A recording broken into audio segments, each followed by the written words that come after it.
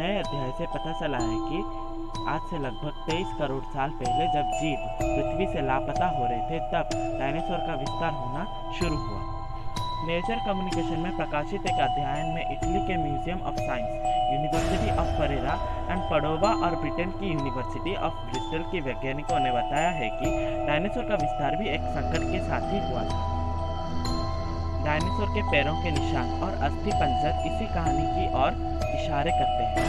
जीवाश्म अभिलेख इंगित करते हैं कि पक्षियों का प्रादुर्भाव जुरासिक काल के दौरान थेरोपोड डायनासोर से हुआ था और अधिकतर जीवाश्म वैज्ञानिक पक्षियों को डायनासोरों के आज तक जीवित वंशज मानते हैं। हिंदी में डायनासोर शब्द का अनुभव भीमसरट था, जिसका संस्कृत में अर्थ भयानक छिपकली है। डायनासोर पशुओं के विविध समूह थे। जीवाश्म वैज्ञानिकों ने डायनासोर के अब तक 500 विभिन्न वंश और 1000 से अधिक प्रजातियों की पहचान की और इनके अवशेष पृथ्वी के हर महाद्वीप पर पाए जाते हैं।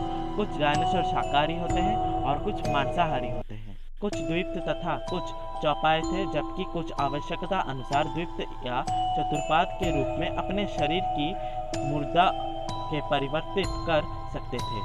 कई प्रजातियां की कंकालिया संरचना विभिन्न संशोधनों के साथ विकसित हुई थी, जिनमें अस्थि कवच, सिंग या कलगी शामिल है। हालांकि डायनासोरों को आमतौर पर उनके बड़े आकार के लिए जाना जाता है, लेकिन कुछ डायनासोर प्रजातियों का आकार मानव के बराबर तो कुछ मानव से छोटे थे। डायनासोर के कुछ सबसे प्रमुख समूह अंडे देने के लिए घोंसलों का निर्माण करते थे और आधुनिक परीक्षाओं के सामने अंडज थे। डायनासोर शब्द को 1842 में सर रिचर्ड ओवन ने गढ़ा था और इसके लिए उन्होंने एक शब्द डिनोस, भयानक शक्तिशाली चमत्कारिक छिपकली को प्रयोग किया था। 20वीं सदी के मध्य तक वैज्ञानिक समुदाय डायनासोर को एक आलसी, नासमझ और शांति रक्त वाले प्राणी मानते थे, लेकिन 1970 के दशक में बाद हुए अधिकांश अनुसंधान ने इस बात का समर्थन किया है कि यह ऊंची उपाचय दर वाले सक्रिय प्राणी थे। 19वीं सदी में पहला डायनासोर जीवाश्म मिलने के बाद से डायनासोर के टंगे कंकाल दुनिया भर के संग्रहालयों में प्रमुख आकर्षक बन गए हैं। डायनासोर दुनिया भर में संस्कृति का एक हिस्सा बन गए हैं और लगातार इनकी लोकप्रियता बढ़ रही है। दुनिया के कुछ सबसे ज़्यादा बिकने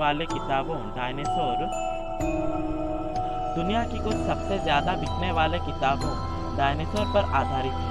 साथ ही जुरासिक पार्क जैसे फिल्मों ने इन्हें पूरे विश्व में लोकप्रिय बनाने में महत्वपूर्ण भूमिका निभाई। इनसे जुड़ी नई खोजों को नियमित रूप से मीडिया द्वारा कवर किया जाता है। डायनासोर का स्वर्णिम युग मेसोजोइक युग कहलाता है। शाकाहारी डायनासोर एपेटोसोर्स, ब्रेकियोसोर्स आदि। मांसाहारी डायनासोर्स टाइनोसोर्स, टीरेस।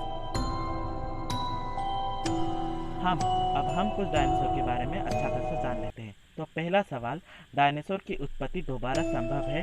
डायनासोर को फिर जिंदा करने के लिए हमको डायनासोर का डीएनए चाहिए। डायनासोर की हड्डी तो लाखों साल तक खुदाई करके हमको मिल जाती है, लेकिन डीएनए के लिए हमको इसके सेल चाहिए, जो कि बाल या मांस वगैरह में होते हैं। जितनी भी खोज हुई उसके मुताबिक डायनासोर का डीएनए मिलना असंभव लगता है। वैज्ञानिकों ने कहा है कि हम अधिक से अधिक 20 लाख साल तक की डीएनए को सुरक्षित पा सकते हैं। डायनासोर को मरे हुए तो 650 लाख साल हो गए हैं। क्या डीएनए को बर्फीली जगह पर नहीं खोजा जा सकता? आज भी वैज्ञानिक ऐसी जगहों पर खोज कर रहे हैं जो बर्फ में ढकी है। बर्फीली जगह डायनासोर के सेल को पा सकते हैं, लेकिन इसमें एक समस्या है। 650 लाख साल में हमारा पर्यावरण इतना बदल चुका है कि जहां उस समय बर्फ होती थी, आज किसी सूखे की जगह या समुद्र की गहराइयों में है। कुछ दिन पहले स्विट्जरलैंड के कुछ वैज्ञानिक एक डायनासोर के प्रोटीन को निकालने में सफल हो गए थे, मगर ये डीएनए नहीं है, ये सिर्फ एक प्रोटीन है और इस पर भी काफ़ी वाद विवाद है। डायनासोर से मिलता जुलता डीएनए किसी जीव का है।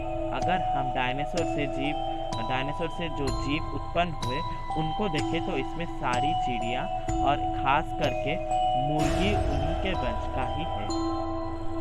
वैज्ञानिकों का कछुए और गिरगिट के डीएनए का अध्ययन कर रहे हैं ताकि पता लगा सके कि डायनासोर का डीएनए कब और कैसे बदला।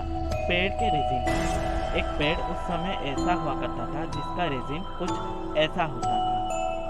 यह रेजिन सूखकर कुछ ऐसा दिखता था। अगर इस मच्छर ने मरने से पहले किसी डायनासोर को काटा तो शायद इसका खून इसके अंदर फंस के अगर स्टोन बन जाए तो हम उसे आज भी निकाल सकते हैं। लेकिन सिर्फ खून निकलने से ज़रूरी नहीं है कि हमको डायनासोर का डीएनए मिल गया। तो क्या हम कभी भी डायनासोर को जिंदा नहीं कर सकते? यह असंभव नहीं है। आज मशीन का उपयोग करके लोग बहुत कुछ प्राचीन डीएनए से बहुत कुछ प्रेडिक्ट कर सकते हैं। मशीन। तो क्या हम कभी डायनासोर को जिंदा नहीं कर सकते? यह संभव नहीं है। आज मशीन का उपयोग करके लोग बहुत पुराने डीएनए, मतलब कि जो प्राचीन काल के डीएनए होते हैं, बहुत प्राचीन काल के डीएनए से बहुत कुछ प्रेडिक्ट कर सकते हैं। मशीन की एक नई फील्ड है जिसे डीप लिंगनिंग फॉर जीनोमिक कहते हैं। हमारे आशावादी विचार से शायद एक दिन हम मशीन लिंगनिंग का प्रयोग करके डायनासोर की डीएनए बना सकते हैं। डायनासोर का अंत कैसे हुआ, किस चीज़ ने उन्हें मारा और वो कैसे विलुप्त हुए डायनासोर? करोड़ों 50 लाख साल पहले क्या हुआ था, हम आप शायद इस सवाल का जवाब देने में घंटे सिर खुजाते रहे, लेकिन शंकर चटर्जी इस सवाल का जवाब खोज चुके हैं। शंकर चटर्जी कोलकाता के रहने वाले हैं और अमेरिका के टेक्सास टेक यूनिवर्सिटी में भूतत्व के प्राध्यापक हैं। पिछले साल अक्टूबर में उन्होंने इस सवाल को लेकर पोर्टलैंड में जियोलॉजिकल सर्वे ऑफ अमेरिका के वार्षिक सम्मेलन में कई व्याख्याएं दी और उसके बाद से दुनिया भर के वैज्ञानिकों ने खलबली है। छोटे से इस सवाल का उन्होंने कुछ लंबा जवाब रखा। अंतरिक्ष से 40 किलोमीटर के व्यास वाला एक पिंड पृथ्वी से भारत के हिस्से में आ टकराया था, जिससे हाइड्रोजन बम विस्फोट से 10,000 गुना अधिक असर हुआ। सुनामी आई और पृथ्वी पर कई ज्वालामुखी फट पड़े। महीनों तक आसमान में गैस के परत छाई और अंधेरा छाया रहा।